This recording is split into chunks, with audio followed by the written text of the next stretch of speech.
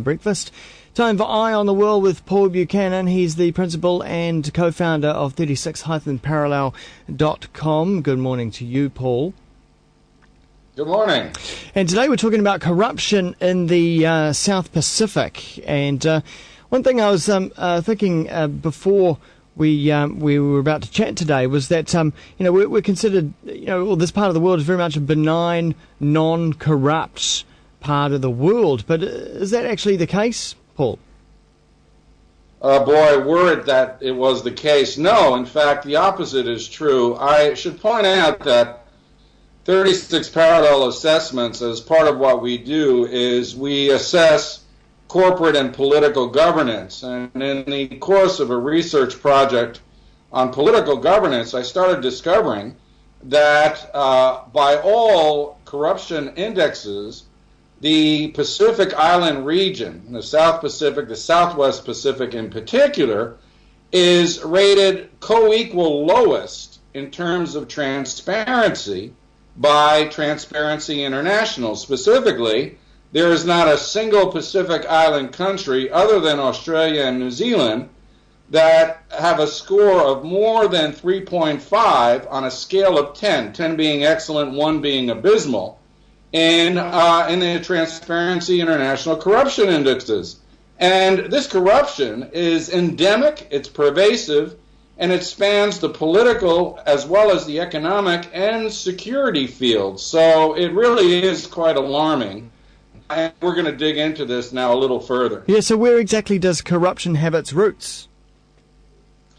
Well, it's a combination of things. On the one hand, you have traditions, pre-modern traditions of gift-giving, koha, and the like, which in and of themselves, of course, pose no problems, but oftentimes they're associated with the arbitrary exercise of power by village chieftains, local leaders, and the like. Again, the authority is arbitrary and relies on people giving gifts to the leader in order for him to do things for them. But it's been made much worse by external pressures. In particular, at this very moment, the quest for raw materials, minerals in particular, but also fisheries, logging, those sort of things, which have now become cost efficient in the global market, has led to a dramatic acceleration in not only the extent of corruption, but the depth of it.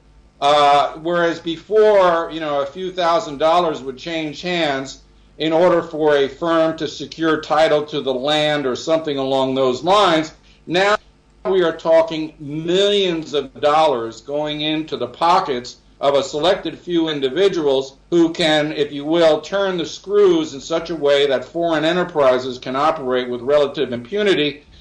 And where we see this in particular is in logging and mining in Melanesia. And it's not just also logging and mining, is it? It's other external things like whaling, which doesn't even happen in the Central Pacific region. Well, that's just it. It really is. It's a regional problem. It's a local problem. The whaling is very interesting because there's three types, if you will, very general types of corruption. There's economic corruption, which can be everything in the form of a petty bribe to a policeman, to millions of dollars going into national government leaders. There is the trade in what are known as the tokens of sovereignty, passports, internet protocol addresses, offshore banking accounts, which are traded now on the black market, particularly in Polynesia. And there is the political corruption that, again, can be localized in terms of buying votes and the like, but the vote buying doesn't stop in any national society. What you have is a very interesting syndrome where, for example, in the International Whaling Commission, Japan buys the votes of small island countries, puts millions of dollars into, again, the pockets of the leadership of these countries in order to secure favorable voting outcomes in the International Whaling Commission. And that is paralleled by the Chinese and Taiwanese competition for votes in the UN. Taiwan, of course, wants to be recognized as an independent state. The PRC does not want Taiwan to be recognized as an independent state. And what they've done is they've gone off on a vote-buying spree in the Pacific Island community, which involves 14 member states that constitute a formidable bloc within the UN.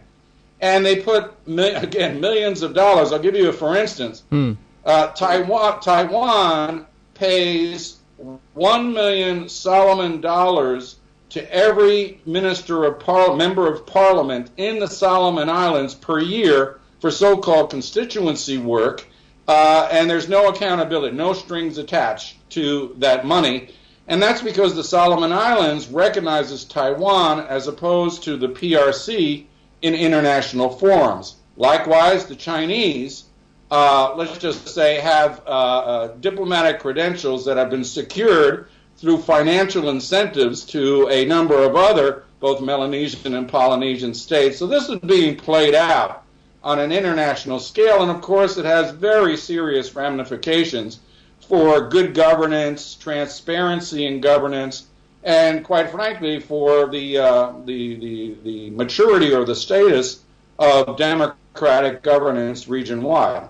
So this power play is happening, in the what you would expect would be the above-board forums of, say, the United Nations and the Whaling Commission. But what about the stuff that goes under the radar? Terrorist networks, for example, are they able to take advantage of the situation in the South Pacific? Well, they were, and that's a very good question. But 9/11 changed all that. It's right now. It's not just international terrorist networks. We're actually using the Pacific Island community for money laundering more than anything else, but also document fraud. That pretty much has been, if not entirely halted, slowed down dramatically. Because let's face it, it's not about ending corruption in the Pacific Island community. It's about managing it. That's the best we can hope for right now. And management in the security field has taken a priority after 9/11. The big problem when it comes to the tokens of sovereignty is organized crime.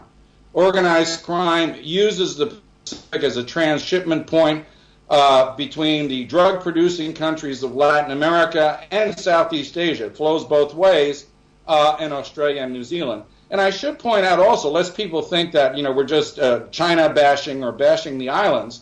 Australia and New Zealand, although they rank fairly high on transparency scores, in fact, New Zealand is co-equal number one, both you and I know that the situation with regards to corruption in certain circles is less than optimal, to say the least. And I will point out that particularly Australian interests in Melanesia, particularly in mining, are very well known to play loose with the rules of the game. So this is not a problem of the islands. This is not the problems of an Asian presence.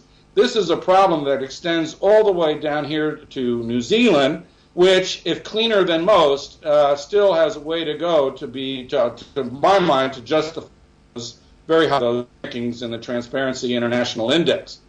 So you kind of shattered my my existence here, that we think that this is a paradise and all those world troubles are very much far away, but we're beset by corruption. Well, let me try to put it, and rather than be the harbinger of doom here. Let me point out that I was raised in Latin America. The first half of my career, I dealt with Latin American issues. I'm sure you and your listeners will have thought at one point or another that the Latin Americans are lazy, corrupt, shiftless, and that sort of thing. Well, the good news is that with the wave of democracy that Latin America experienced in the 80s and 90s, believe it or not, they actually, in most part, started to clean up their acts with regards to governance. The incidence of corruption, while it remains, is much lower now than it was 20 years ago. That's why Latin America ranks higher in aggregate than the Pacific Island community in these transparency scores. So there is hope. The issue here, I think, from everything that I have seen and read, is not so much developmental aid tied to good governance clauses. In fact, there's a whole literature that argues that developmental aid makes the corruption situation worse. Because those aid monies are then siphoned off into various nefarious projects that have nothing to do with development.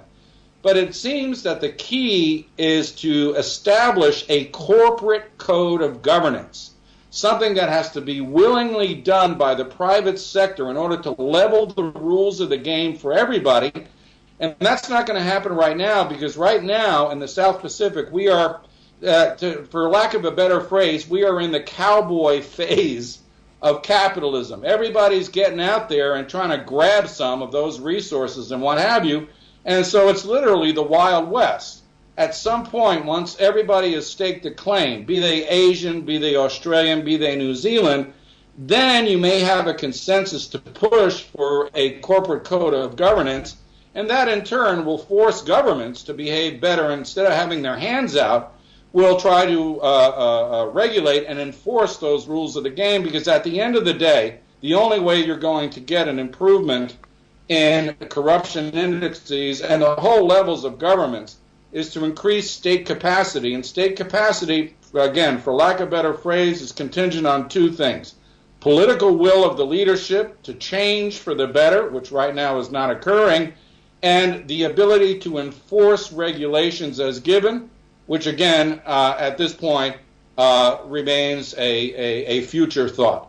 But if we move in that direction, then I foresee that the Pacific Island community will, like the Latin Americans before them, improve their rankings, and in doing so, increase efficiencies in their economy and governments for the betterment of the entire populations. All right, let's hope so. Paul Buchanan is at 36th-parallel.com, geopolitics and assessment. He's the principal and co-founder. Paul, thanks very much. My pleasure.